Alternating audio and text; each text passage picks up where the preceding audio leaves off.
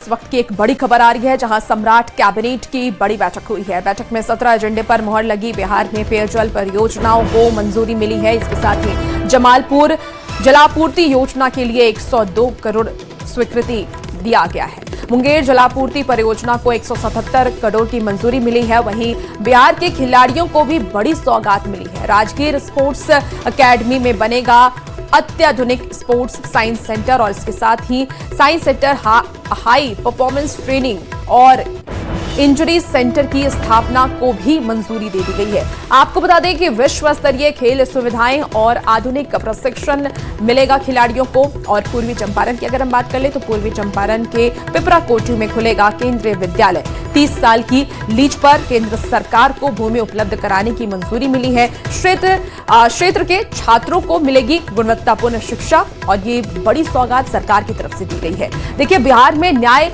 व्यवस्था को भी बड़ा बल मिलने वाला है। SC/ST अत्याचार मामले के लिए 19 नए विशेष न्यायालयों की मंजूरी भी दी गई है। इसके साथ ही 171 नए पदों के सृजन को भी स्वीकृति दे दी गई है। लंबित मामलों के तुरंत निपटारे और पीड़ितों को जल्द न्याय देने की पहल को लेकर के भी चर्चा की गई। खबर सामने आ रही है, बड़ी खबर आपको पटना से बता रहे हैं, जहां सम्राट कैबिनेट की बड़ी बैठक हुई है और बैठक में 17 एजेंडे पर मुहर लगी। बिहार में पेयजल परियोजनाओं को मंजूरी मिली है। आपको बता दें कि जमालपुर जलापूर्ति योजना के लिए 102 करोड़ स्वीकृत किए गए। मुंगेर जलापूर्ति परियोजना को 177 करोड़ की मंजूरी दी गई है। इसके साथ ही बिहार के खिलाड़ियों को भी बड़ी सौगात दी गई है। खिलाड़ियों के लिए भी बड़ी सौगात अब बिहार सरकार लेकर के आ रही है। राजगीर स्पोर्ट्स अकेडमी में बनेगा अत्याधुनिक स्पोर्ट्स साइंस सेंटर। इसके साथ ही हाई परफॉर्मेंस ट्रेनिंग और इंजरी सेंटर की स्थापना को भी मंजूरी दे दी गई है। विश्व स्तरीय खेल सुविधाएं और आधुनिक प्रशिक्षण मिलेगा खिलाड़ियों को। तो पूर्वी चंपारण के पिपराकोठी में खुलेगा केंद्रीय विद्यालय। बिहार में न्याय व्यवस्था को भी बड़ा बल मिलने वाला है।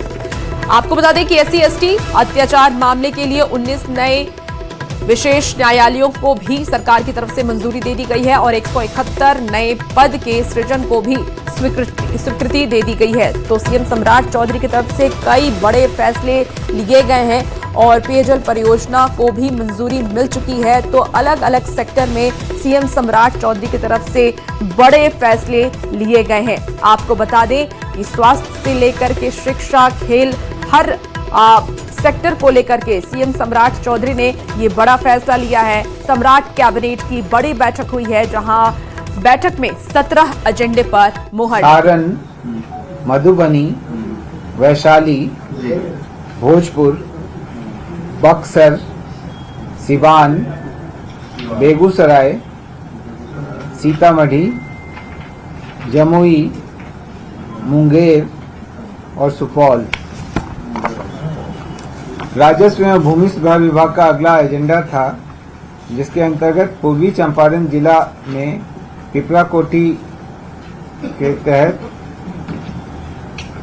5 एकड़ भूमि बिहार सरकार की जो भूमि है, उसको नए केंद्रीय विद्यालय की स्थापना के लिए केंद्रीय विद्यालय संगठन को 30 वर्षों के लिए लीज नवीकरण विकल्प के साथ बंदोबस्त किए जाने की स्वीकृति दी गई। कला एवं संस्कृति विभाग का अगला एजेंडा था, जिसके अंतर्गत हर घर तिरंगा अभियान 2026 के सफल आयोजन हेतु 6 करोड़ 12 लाख रुपए के व्यय की स्वीकृति दी गई। आज कुल इतने मामलों पर मंत्रिपरिषद की बैठक में निर्णय हुआ। धन्यवाद।